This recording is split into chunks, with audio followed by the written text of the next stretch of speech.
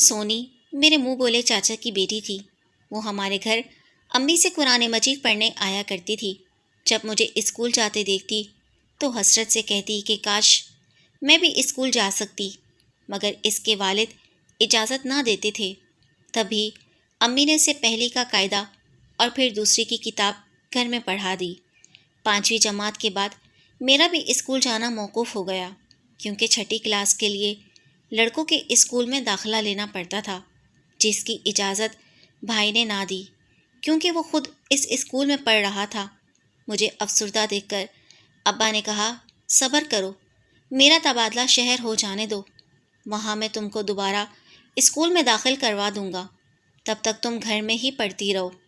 ان دنوں میرے والد قصبے کے ڈاک خانے میں ملازم تھے۔ وہ ہر ہفتے شہر جا کر قصبے کی ڈاک لے آتے اور وہاں سے جو ڈاک آتی اسے قصبے میں تقسیم کر دیتے۔ اس کے علاوہ پارسل، منی آرڈر کا انتظام بھی وہی سنبھالتے تھے۔ والد صاحب نے مڈل کی تیاری خود مجھے گھر پر کروا دی، لیکن سونی بیچاری کا سلسلہ تعلیم 3ری جماعت سے منقطع ہو گیا۔ وہ اب بھی روزانہ ہمارے گھر آتی اور کبھی کبھی مجھ سے اردو پڑھنے بیٹھ جاتی تھی، کیونکہ میری طرح اسے بھی کچھ بننے کا شوق تھا۔ وہ اکثر کہتی کہ میں بڑی ہو کر استادنی بنوں گی۔ ابھی وہ 14 برس میں تھی۔ ایک دن پتہ چلا اس کی شادی ہو رہی ہے۔ اس کے ماموں قریبی گاؤں میں رہتے تھے، جن کے سپوت سے اس کی شادی ہو رہی تھی۔ اس آدمی کا نام شبیر تھا۔ میں نے اسے دیکھا ہوا تھا۔ میں پریشان ہو گئی، کیونکہ اس شخص کے تو پہلے 5 بچے تھے اور عمر میں بھی کافی بڑا تھا۔ سونی کی ماں نے جب میری اماں کو بتایا تو انہوں نے سر پکڑ لیا، کہنے لگی، بھابھی یہ تم نے کیا غصب کر دیا؟ سوکن پر بیٹی دے رہی ہو، اور وہ بھی ادھیڑ عمر والے کو، جو تمہاری بیٹی سے چگنا عمر میں بڑا ہے۔ کیا ہو گیا ہے؟ سونی تو بھی معصوم بچی ہے، کیوں ایسا غلط فیصلہ کر رہی ہو؟ شبیر کی بیوی 2 ماہ ہوئے انتقال کر چکی ہے۔ اس کے 3 بچے تو سمجھدار ہیں، ان کو سنبھالنا نہیں پڑتا۔ 2 ہی ایسے ہیں جن کو دیکھ بھال کی ضرورت ہے۔ ان کی دیکھ بھال میں خود کر لیا کروں گی۔ شبیر کے پاس کافی زمین ہے، عمر میں بڑا ہے تو کیا ہوا، شریف آدمی ہے، قریبی رشتہ ہے اس سے، اس کی کافی زمین ہے۔ وقت گزرتے دیر نہیں لگتی، 2-4 سالوں میں اپنی سونی 18 کی ہو جائے گی۔ خوشحال گھرانہ ہے، یہ وہاں سکھی رہے گی۔ اس وقت شبیر مشکل میں ہے، تبھی ہم سے رشتہ مانگ رہا ہے۔ ہم نے انکار نہیں کیا، کل کوئی اور بھلا اپنی بیٹی دے دے گا۔ بیٹیوں کے رشتے جلد تھوڑی ہی ملتے ہیں۔ چچی جی، کیا تمہارا دل نہیں دکھتا کہ تم سونی کو 5 بچوں کی ماں بنا رہی ہو؟ آخر مجھ سے بھی چپ نہ رہا گیا۔ بیٹی، میں کیا کر سکتی ہوں، میری مرضی نہیں چلے گی۔ سونیا کا ماما اس کے ابا کے سر ہو گیا ہے۔ باپ مالک ہوتا ہے، جو چاہے فیصلہ کرے، ہم عورتوں کا کیا؟ جس روز چاچی یہ بات کر کے گئی، اس کے 1 ہفتے کے بعد کا واقعہ ہے۔ ہم سب سو رہے تھے کہ در پر دستک ہوئی۔ رات 10 بجے کا وقت تھا۔ دیہات میں تو ان دنوں بجلی نہ ہونے کی وجہ سے 8-9 بجے سب بستر میں گھس جاتے ہیں۔ میری ماں نے لیمپ کی روشنی میں دیکھا، دروازے پر سونی کھڑی تھی۔ امی اس کو اندر لے آئیں۔ خیر تو ہے سونیا، اس وقت کیسے آئی ہو؟ جواب میں وہ رونے لگی۔ ہم نے تسلی دی اور رونے کا سبب پوچھا۔ وہ کہنے لگی، چاچی، گھر والے میری شادی کر رہے ہیں اور مجھے بہت ڈر لگ رہا ہے۔ مجھے ابھی شادی نہیں کرنی، پڑھنا ہے، اس لیے میں گھر سے چلی آئی ہوں۔ اب میں گھر نہیں جاؤں گی، آپ لوگوں کے پاس رہوں گی۔ امی نے اسے پیار کیا اور سمجھایا کہ رات کو گھر سے نکلنا ٹھیک نہیں ہے۔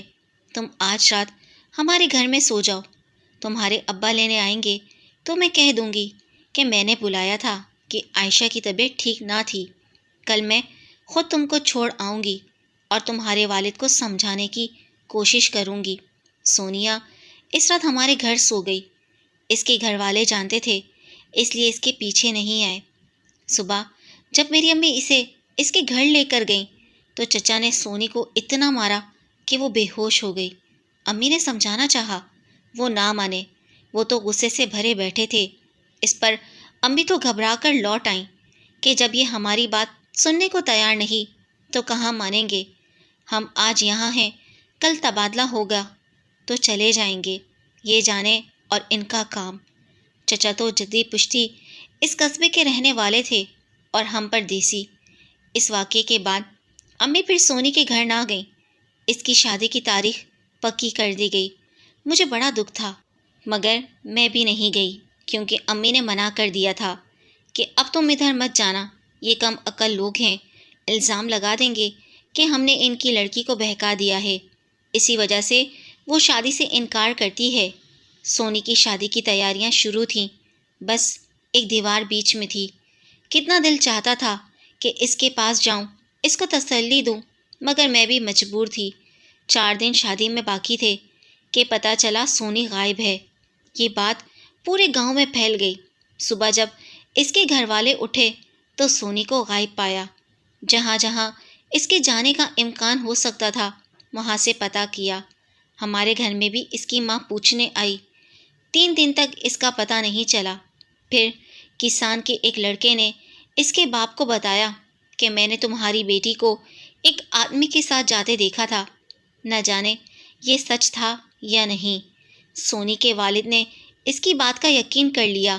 جب شادی میں 1 دن رہ گیا تو امی سونی کی ماں سے ہمدردی کرنے گئیں۔ یہ دوپہر کا وقت تھا اور میں گھر پر اکیلی تھی کہ دروازے پر دستک ہوئی۔ در کھولا اور یہ دیکھ کر حیران رہ گئی کہ سامنے چادر میں لپٹی سونی کھڑی ہے۔ میں اس کو جلدی سے اندر لے آئی اور پوچھا کہ تو کہاں گئی تھی؟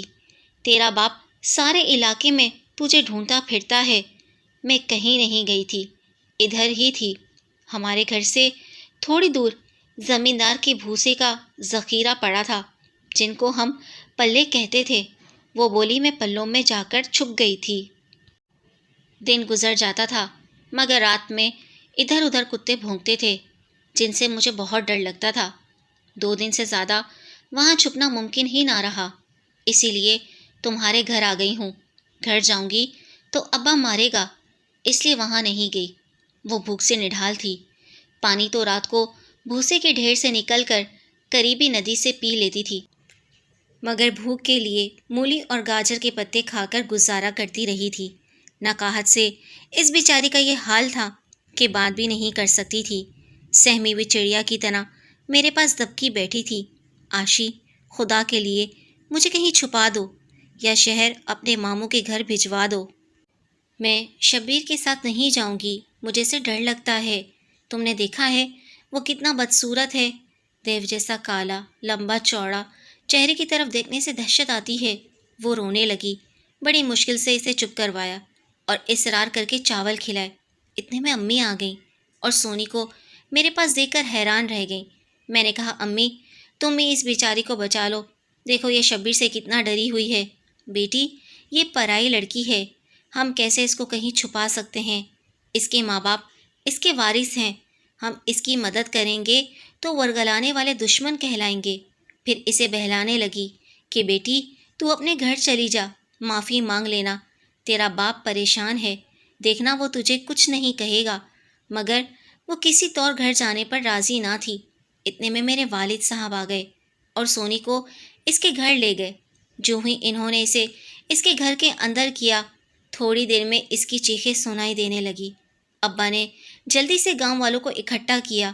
وہ سب داؤد خان کے دروازے پر جمع ہو گئے اور اسے سمجھا بجھا کر ٹھنڈا کیا، ورنہ انہوں نے آج بیٹی کو بخشا نہیں تھا۔ اگلے دن دولہا بارات لے کر آ گیا اور سونی کو زبردستی دلہن بنا کر شبیر کے ساتھ اس کے گاؤں روانہ کر دیا گیا۔ وہ اتنے زور زور سے روتی بلکتی جاتی تھی کہ اس کی آواز سن کر میں نے اپنے کانوں میں انگلیاں ٹھوس لی تھیں۔